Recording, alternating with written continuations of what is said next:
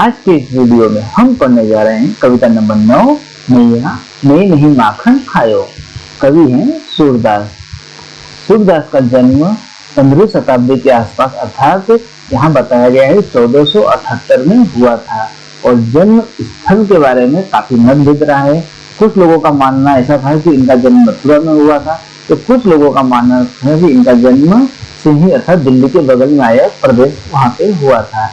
इनके गुरु का नाम था महाप्रभु वल्लभाचार्य। इन्होंने जो रचनाएं लिखी थी उनमें से प्रसिद्ध रचनाएं थी सुर सुरावली और साहित्य लहरी एवं सुर सागर। इनकी जो मुख्य भाषा ब्रज भाषा और इनकी मृत्यु लगभग बताया गया है कि 1538 के आसपास हुई थी। कहाँ? पारसोली में हुई थी। पाठ्य पुस्तक में कवि का परिचय इस प्रकार दिया है कि आपने जो रचना भी पढ़ी है या जो हम पढ़ने जा रहे हैं वो सूरदास द्वारा रचित है। माना जाता है कि उनका जन्म 15वीं शताब्दी में हुआ था। सूरदास ने अपना अधिकांश जीवन मथुरा, गोवर्धन सहित ब्रज प्रदेशों में या क्षेत्रों में कृष्ण के गुणगान में भजन गाते हुए बिताया था। उनकी रचनाएं ब्रज भाषा में उपलब्ध हैं। ये रचनाएं इतनी सुंदर हैं कि आज भी लोगों के बीच बहुत प्रचलित अर्थात फेमस है। उनकी अधिकतर रचनाओं में श्री कृष्ण की बाल लीलाओं का मनोहारी वर्णन है। ये कविताएं अत्यंत लोकप्रिय हैं और देश भर में प्रेम से गाई जाती हैं। अपनी उत्कृष्ट रचनाओं के लिए वे महाकवि सूरदास कहलाते हैं और उनकी मृत्यु 16वीं शताब्दी में हुई थी। आइए कविता पढ़ते हैं। मैं नहीं माखन खायो। मैया मैं नहीं माखन खायो। मैया का होता है माँ, माखन का होता है मक्खन और खायो का होता है खाना। ये जो पूरी लैंग्वेज है वो ब्रज भाषा में सूरदास द्वारा लिखी गई कविता है। भोर का अर्थ होता है सुबह, भयो का अर्थ होता है हुई, गयन के पीछे अर्थात गायों के पीछे, मधुबन, मधुबन का अर्थ होता है ब्रज भूमि, ब्रज प्रदेश में आया हुआ एक क्षेत्र जिसका नाम है मधुबन। मोही अर्थात मुझे, पठायो अर्थात भेजना। आइए पहले इन दो पंक्तियों का अर्थ समझ लेते हैं कि मैया मैं नहीं माखन खायो। बाल कृष्ण गोपाल अपनी माँ यशोदा से कहते हैं कि हे मैया मोरी मैंने माखन नहीं खाया। पूरी की पूरी जो घटना है इस पर आधारित है कि कृष्ण अपने सखाओं के साथ मिलकर के गोपी के घर में जाकर माखन चोरी करके खा जाया करते थे। जब इसकी शिकायत सभी गोपियां मिल करके माता यशोदा से करती हैं तो माता यशोदा कृष्ण को पकड़ करके डांटती है, पूछती है बता बेटा क्या तुमने माखन खाया है?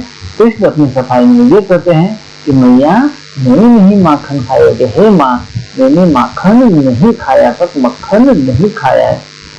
अब अपनी सफाई में तर्क देते हुए क्या कहते हैं कृष्ण कि भोर भयो गयन के पाछे मधुबन मोहि पठायो। भोर भयो अर्थात सुबह हुई, गयन के पीछे यानी कि गायों के पीछे, मधुबन मोहि पठायो मधुबन में मुझे तुमने पठायो अर्थात भेजा था। जब सुबह हुई तो सुबह ही तुमने मुझे गायों को चराने के लिए कहाँ भेजा था? मधुबन, ब्रज भूमि में आया हुआ एक जगह है जिसका नाम है मधुबन। आपने ही तो मुझे मधुबन भेजा था, तो भला मैं माखन कैसे खा सकता? मैं तो गाय चरा रहा था। आगे कृष्ण क्या कहते हैं कि चार पहर बंसी बट भटक्यो, सांझ परे घर आयो। चार पहर, चारों पहर, बंसी बट अर्थात बरगद का एक पेड़ जहाँ कृष्ण गायों को चराया करते थे उससे कहा गया है बंसी बट, भटक्यो अर्थात भटकना। सांझ परे अर्थात शाम होने पर घर आयो, घर वापस आया। तो कृष्ण कहते हैं माता यशोदा से कि चार पहर सुबह से लेकर शाम तक मैं तो बरगद के पेड़ अर्थात बंसी बट भटक्यो, बंसी बट गायों को चराने के लिए बंसी बट में भटक रहा था और शाम होते ही मैं घर आया। तो बताओ भला मैं माखन कैसे खा सकता? अब आगे कृष्ण क्या कहते हैं कि मैं बालक बहिहन को छोटो, छीको के विधि पायो। बालक अर्थात मैं बच्चा, बालक छोटा सा लड़का, बहियन अर्थात हाथों में, छोटो का अर्थात छोटा, छीको अर्थात हंडिया अर्थात तो जहाँ पर हंडिया को टंगा के रखा जाता है इसमें दूध, दही, घी, मक्खन वगैरह रखा जाता है उसे छीका कहा जाता है। केही अर्थात किस, विधि अर्थात तरह से, पायो अर्थात प्राप्त किया। हे माँ मैं तो भी छोटा सा बालक हूँ, मेरे हाथ भी कैसे हैं? छोटे छोटे हाथ हैं, तो इतनी ऊंचाई पे रखा हुआ ये जो छीका है वह मैंने किस तरह से प्राप्त किया? तू कहती है मैंने माखन खाया, मैंने माखन नहीं खाया। मान लो मैंने माखन खाया भी है तो मैं तो इतना छोटा हूँ कि ऊंचाई पे रखा हुआ जो छीका है वह भी मैं नहीं प्राप्त कर सकता। तो विचार करो माता कि वह छीका मैंने किस तरह से प्राप्त किया है। अब आगे कृष्ण क्या कहते हैं कि बाल गोपाल सब बेर परे हैं, बरबस मुख लपटायो। बाल गोपाल अर्थात गोपालक हैं, गायों के पालक, उनके जो मित्र हैं वे सब क्या है? बेर परे हैं, सब मेरे दुश्मन है। जबरदस्त अर्थात बरबस अर्थात जबरदस्ती, मुख अर्थात मुंह, लपटायो अर्थात लगाना। तुम हे माँ, तुम ये जो देख रही हो कि मेरे मुख पर जो माखन लगा है, तुम्हें तो पता है कि जितने भी मेरे बाल गोपाल है ये सब मेरे क्या है? शत्रु है, दुश्मन है। इन्होंने जबरदस्ती मेरे मुंह पर माखन लगाया है। तो बच्चों यहाँ पे आपको कोई शब्दों में कठिनाई तो होगी नहीं, क्योंकि सब इसी शब्द से ब्रज भाषा में बताया गया शब्द है।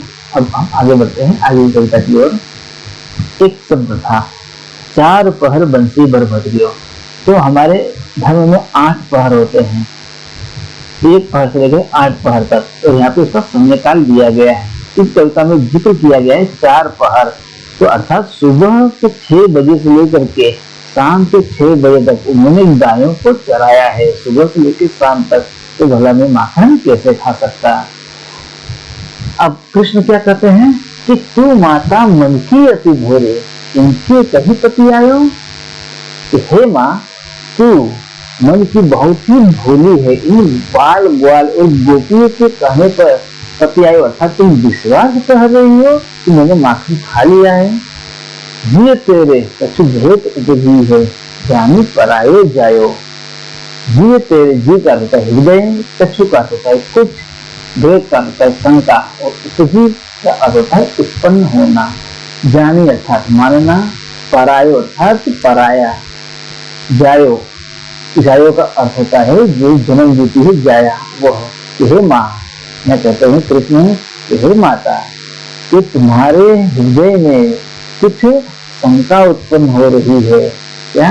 कि तुमने मुझे पराया मान लिया। कि हे माँ, क्या तुमने मुझे पराया मान लिया है? इसलिए तुम्हारे मन में कुछ शंका उत्पन्न हो रही है। यदि मैं तुम्हारा बेटा होता तो शंका उत्पन्न नहीं होती। इस तरह की बातें बाल गोपाल कृष्ण कर रहे हैं। अब आगे कृष्ण क्या कहते हैं माता यशोदा से? ये ले अपनी लकुटी कमरिया, बहुत ही नाच नचायो।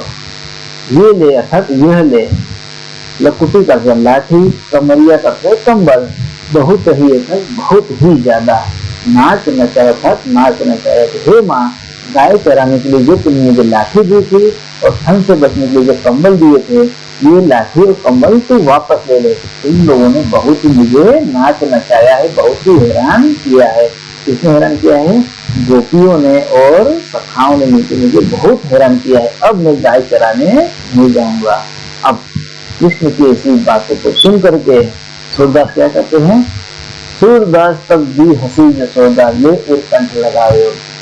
दी हंसी अर्थात हंस कर, यशोदा अर्थात यशोदा, और का होता है हृदय, कंठ का गला, और लगायो का होता है लगाया।